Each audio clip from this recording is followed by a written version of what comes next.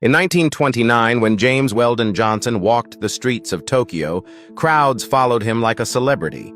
Not because he was American, because he was a Black American. And in Asia, that meant something entirely different than it did back home.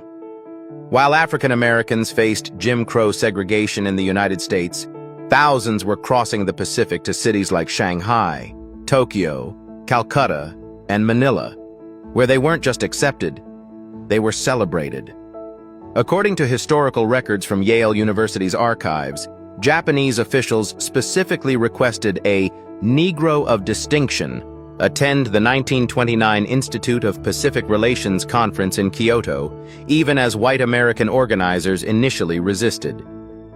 When Johnson finally arrived, Japanese media presented him as a world figure, committed to the emancipation of non-white races worldwide. Emperor Hirohito himself invited Johnson to a private garden party, an honor rarely extended to foreigners. But Johnson wasn't alone in this remarkable chapter of history. Buck Clayton, a band leader from Harlem, arrived in Shanghai in the early 1930s and later wrote in his 1986 memoir that those 2 years were the happiest of his life. He said, and I quote, "We were recognized for a change and treated with so much respect. The pay was excellent, the cost of living low, and Clayton's 14-piece Harlem Gentleman Band became legendary." According to Chinese music historians, Clayton collaborated directly with Li Jinhui, known as the father of Chinese popular music, to create an entirely new genre, Chinese jazz, by melding American rhythms with traditional Chinese melodies. Then there was Valida Snow, a trumpeter so gifted that critics compared her to Louis Armstrong. Queen Wilhelmina of the Netherlands was so impressed, she presented Snow with a golden trumpet, documented in Dutch royal records from 1933. Snow performed across Asia until the Nazis confiscated that very trumpet in 1941. The influence went far beyond entertainment. The Reverend Howard Thurman and his wife Sue Bailey Thurman led the first African-American delegation to India between 1935 and 1936, documented in the archives of the Fellowship Church in San Francisco. They met Mahatma Gandhi, who spent 3 hours discussing nonviolent resistance with them. Howard Thurman absorbed those teachings so deeply that his 1949 book, Jesus and the Disinherited, became the one book Martin Luther King Jr. carried everywhere during the Civil Rights Movement.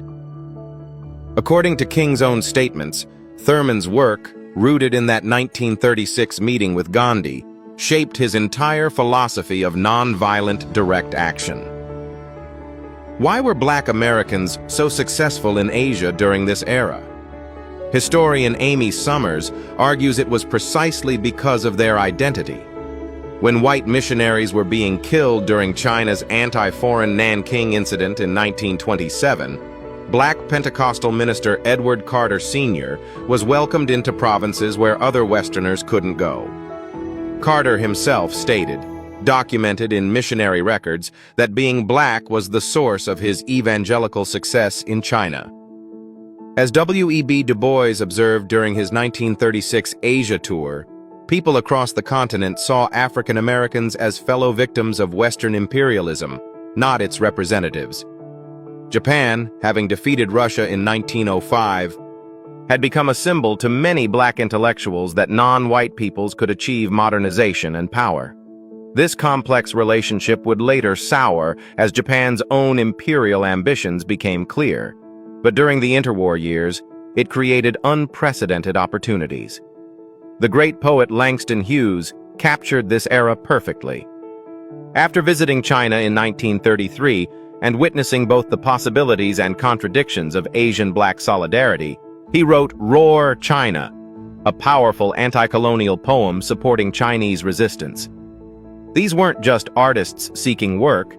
They were ambassadors, whether they intended to be or not, proving through their excellence that the racist theories justifying Jim Crow were lies. Here's the wisdom we must carry forward. As Howard Thurman taught after his pilgrimage to meet Gandhi, true freedom requires us to see our struggles as interconnected. The same systems oppressing people in Mississippi were oppressing people in Calcutta and Shanghai. And when people recognized that connection, extraordinary things became possible. This hidden chapter of history shows us that even in our darkest hours, when doors slam shut in one place, others open elsewhere. And sometimes the most profound changes begin not where we expect them, but across an ocean we never thought to cross. What other untold stories from history do you think deserve this spotlight? Drop your thoughts below, hit that like button, share this with someone who loves discovering hidden history, and follow Ikemefuna History TV for more revelations that challenge everything you thought you knew about the past.